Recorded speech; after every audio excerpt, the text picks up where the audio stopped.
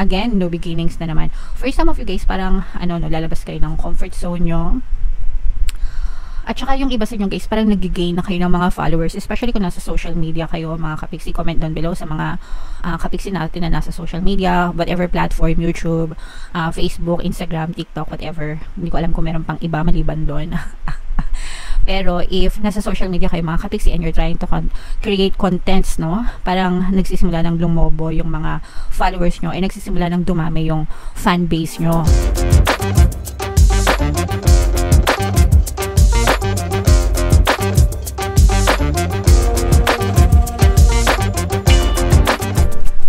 Hello guys, hello Leo, welcome back to Pinay Pixie Tarot. Ang pamagat ng episode natin for tonight is Bear Months Kapalaran para ngayong September to December para sa Leo, Sun, Moon, Rising, Sign, and Venus. Guys, magkakaroon din tayo ng separate reading para sa fourth quarter ng 2024, so abangan nyo din yan.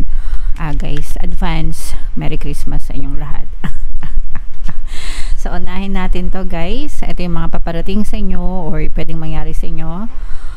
Promise, mga kapiksi. Ito ay confirmation ng pagmamahal ng iyong partner o specific person. Kung kayo ay single guys, and open kayo sa isang relationship, maaaring may mag-confess, may magtapat ng kanilang nararamdaman sa inyo.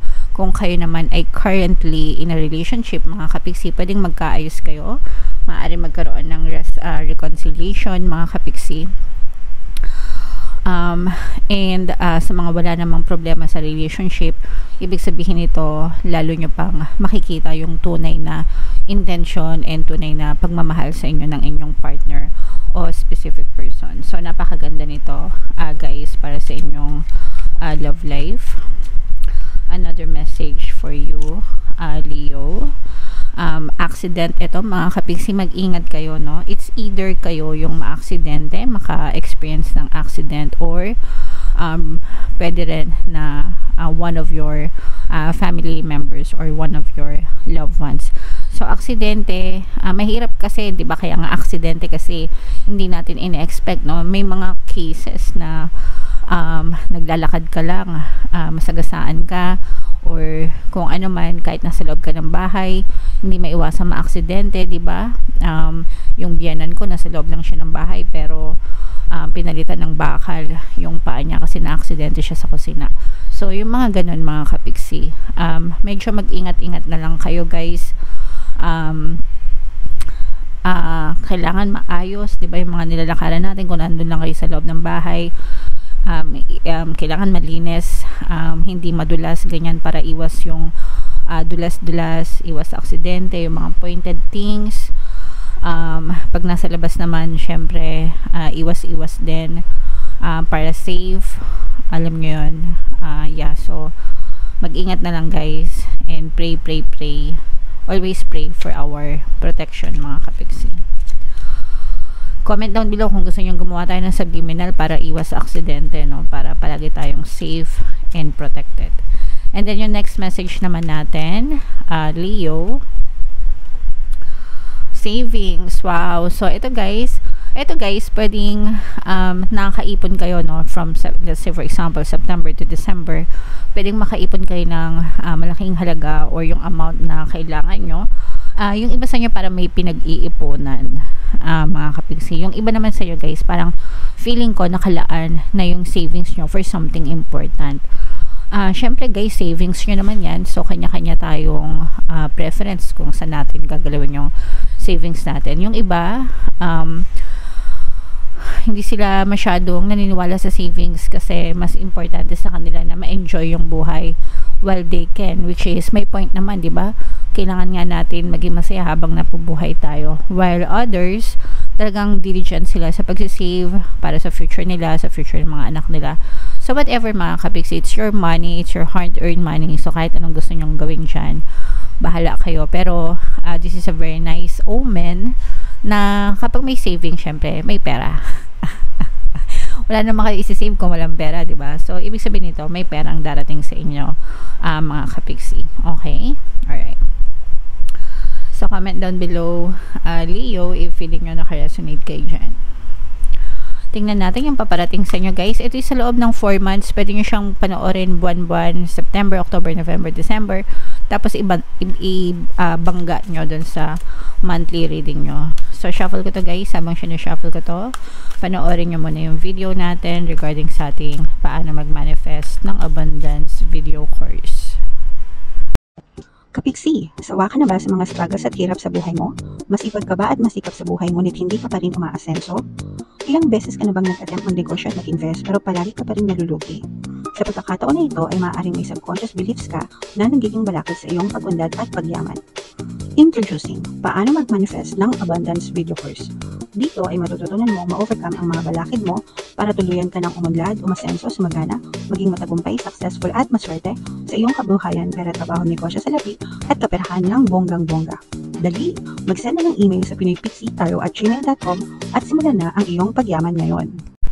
Alright, so sa lahat ng gusto mag-avail ng course guys, mayroon tayong promo ngayong August. Magbibigay tayo ng free 3-in-1 pampaswerte sa subliminal sa lahat na mag-avail ng course guys. Pampaswerte sa buhay, sa pera at saka sa love life, worth 1,500 yan, kaya i-avail nyo na guys. Sobrang ganda. And meron din tayong bagong course mga kapiksi, paano mawala ang third party at magkaroon ng harmonious na relationship para mawala guys yung mga kabit ng mga jowa nyo. 30% discount yan until August 31. So i-avail nyo na mga kapiksi, sobrang ganda. So, meron tayong, eto pala, Leo, kayo ay represent ng Queen of Wands sa ating spread. Ito yung both negative and positive mga kapiksi. Unahin natin yung mga negative energies nyo, guys. Yung iba sa inyo nalulungkot, no? Meron kayong conflict, guys. So, with another person, mga kapiksi. So, medyo nagkakaroon kayo ng conflict, medyo nagkakaroon ng pagtatalo, pag-aaway with another person. This person can be anybody mga kapiksi, pero this is more on trust issues, no? Kaya kayo umiiyak, kaya kayo nagkakaroon ng away mga kapiksi dahil merong parang nasira yung tiwala nyo dun sa person. And ang pangit dito guys na nararamdaman natin is tumatalikod, no? Parang hindi let's say for example kaibigan nyo to or partner nyo or specific person, parang imbis na ayusin, imbis na makipag-ayos, imbis na makipag-usap para masettle yung inyong issue, sila pa yung may ganang talikuran kayo, no? Especially kung sila yung may kasalanan. So ganun yung nararamdaman natin dito, parang umiiyak kayo kasi nahihirapan kayo na makipag-usap sa kanila, mag-reach out sa kanila. Sila na yung nakagawa ng kasalanan sa inyo, pero sila pa yung matapang ang loob, ganyan, sila pa yung palaban.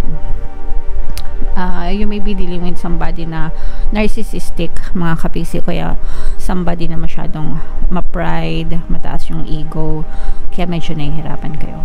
So if ever man na sa relationship ito mga kapiksi, pwede nyo pakinggan yung ating relationship subliminal, yung pampasuko guys. Kasi kapag masyadong ma-pride, ma-ego yung person nyo, pag pinakinggan nyo yun, tawag dito, lalambot yung puso niya. Matututo siyang magpakumbaba. And pwede nyo rin guys pakinggan yung ating pampakontak at saka yung Tagalog guided meditation, yung pampakontak na meditation, no? Kung hindi siya lover mga kapiksi, pwede yun sa inyo. Marami na rin yung success stories guys, so makatulong din yun sa inyo.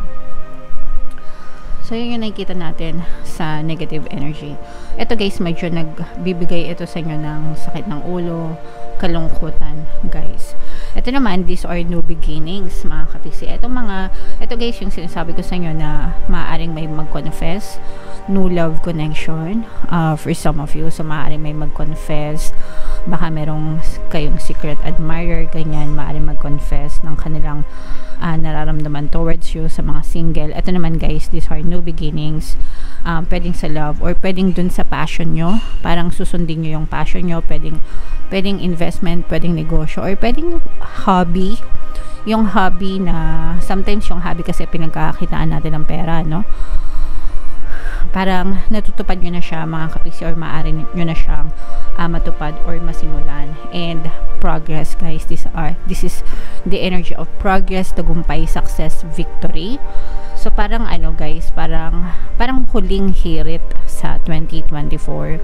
Parang hindi nyo sasayangan yung last 4 months ng 2024 kung meron kayong mga goals na gustong ma-achieve. Parang haharurot kayo ngayong last 4 months ng 2024. So, wag nyong sayangin guys. Everyday actually, dapat hindi nyo sinasayang. Dapat palagi lang kayong focus sa mga gusto nyo guys para talagang makita kayo ng progress. Okay? So, again, ito pa rin yung love, mga kapiksi, no? Talagang, yung iba sa inyo, maaaring dumating ang inyong knight in shining armor. Ay! Kilig-kilig naman kayo dyan, Leo. So, yes. Knight in shining armor. Angel number 111, guys. Yun nga yung sabi ko sa inyo, pero these are new beginnings talaga, no?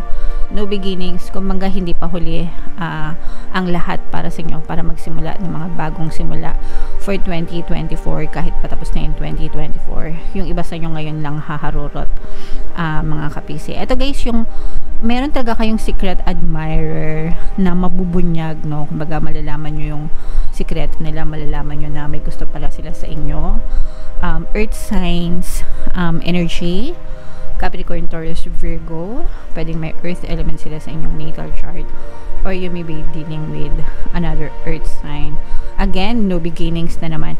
For some of you guys, parang lalabas kayo ng comfort zone nyo.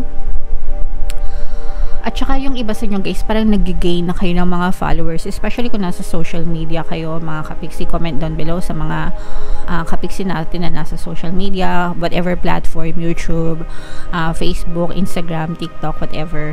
Hindi ko alam kung meron pang iba maliban doon. Pero if nasa social media kayo, mga kapiksi, and you're trying to create contents, no? Parang nagsisimula ng lumobo yung mga followers nyo, ay nagsisimula ng dumami yung fan base nyo, mga kapiksi. So, syempre, mind nyo yan, guys, no? Parang you're starting to get famous. Ibig sabihin, sumisikat kayo, nagkakaroon kayo ng pangalan, mga kapiksi.